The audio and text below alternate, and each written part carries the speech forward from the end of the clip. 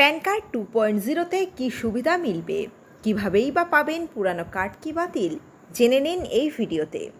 ভিডিওটা ভালো লাগলে চ্যানেলটা সাবস্ক্রাইব করতে ভুলবেন না। আধার কার্ডের পর এবার প্যান কার্ডেও আসছে কিউআর কোড।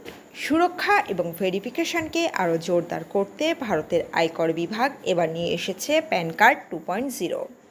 তবে এতদিন আমরা যে প্যান কার্ড ব্যবহার করতাম তা আগের মতোই বৈধ থাকছে, কিন্তু এখন থেকে যারা নতুন প্যান কার্ড তৈরি করবেন বা রিপ্রিন্ট করবেন তারা কিউআর কোড যুক্ত আধুনিক প্যান কার্ড পাবেন।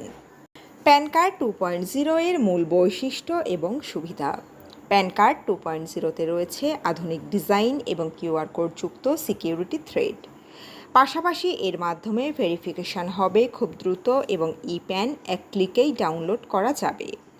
সবথেকে বড় ব্যাপার, ফিজিক্যাল কার্ডের জন্য অনলাইনে আবেদন করা যাবে এবং আগের প্যান কার্ড পুরোপুরি বৈধ থাকবে।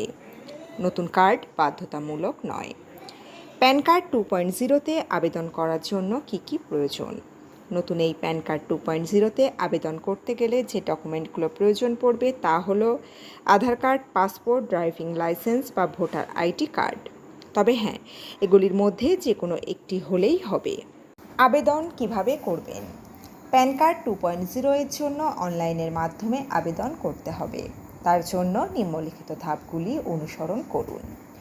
প্রথমে NSDL এর অফিসিয়াল ওয়েবসাইটে যান।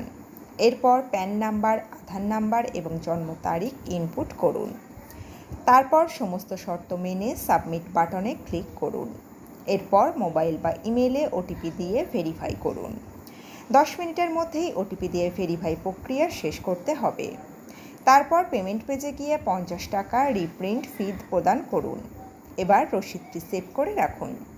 24 ঘন্টা পর আপনি প্যান ডাউনলোড করে নিতে পারবেন।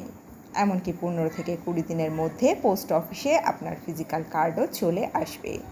তো আশা করছি সম্পূর্ণটা আপনাদেরকে বোঝাতে পারলাম।